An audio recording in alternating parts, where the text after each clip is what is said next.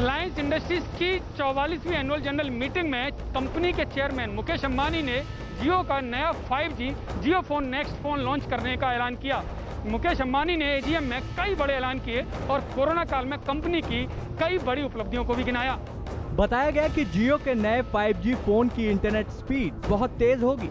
जियो phone next Google के साथ मिलकर बनाया गया है। इस फोन में गूगल और जियो के सभी ऐप चलेंगे। जियो फोन नेक्स्ट सस्ता स्मार्टफोन होगा जिसे ज्यादातर लोग अफोर्ड कर सकेंगे।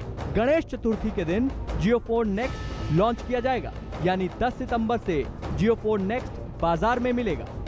Jio Phone Next is powered by an extremely optimized version of the Android operating system that has been jointly developed by Jio and Google, specially for the Indian market.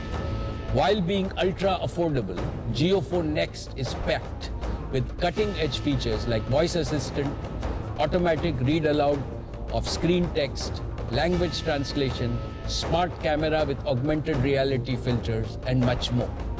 RIL के chairman Mukesh Ambani ने AGM को संबोधित करते हुए कहा कि company ने corona काल में भी बड़ी उपलब्धियां हासिल की हैं। Throughout the COVID crisis, our Reliance family has risen to the occasion with a sense of purpose and national duty. Our entire organization has become energized with the spirit of service. Every single employee has participated directly or indirectly in the fight against COVID and become a goodwill ambassador of Reliance.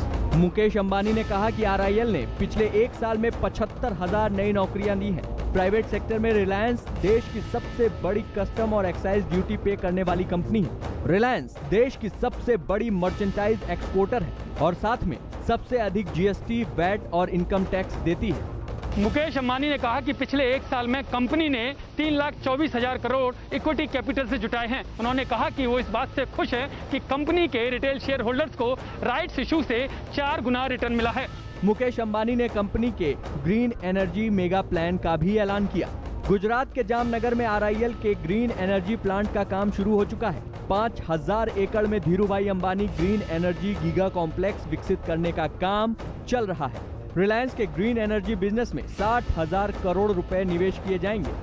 I am happy to inform you that we have started work on developing the Dhirubhai Ambani Green Energy Giga Complex on 5,000 acres in Jamnagar. It will be amongst the largest such integrated renewable energy manufacturing facilities in the world. Mukesh Ambani ने कहा कि Reliance value chain partnership और future technologies पर 15,000 करोड़ रुपए निवेश करेगी। मुकेश अंबानी ने AGM में रिलायंस इंडस्ट्रीज के ग्लोबल होने की भी घोषणा की। उन्होंने कहा कि आने वाले समय में कंपनी के ग्लोबल प्लान्स के बारे में भी बताया जाएगा। अंबानी ने बताया कि सऊदी आरामको के यासिर अल रुमायन को रिलायंस के बोर्ड में शामिल किया गया है और ये कंपनी के ग्लोबल बनने की शुरुआत है।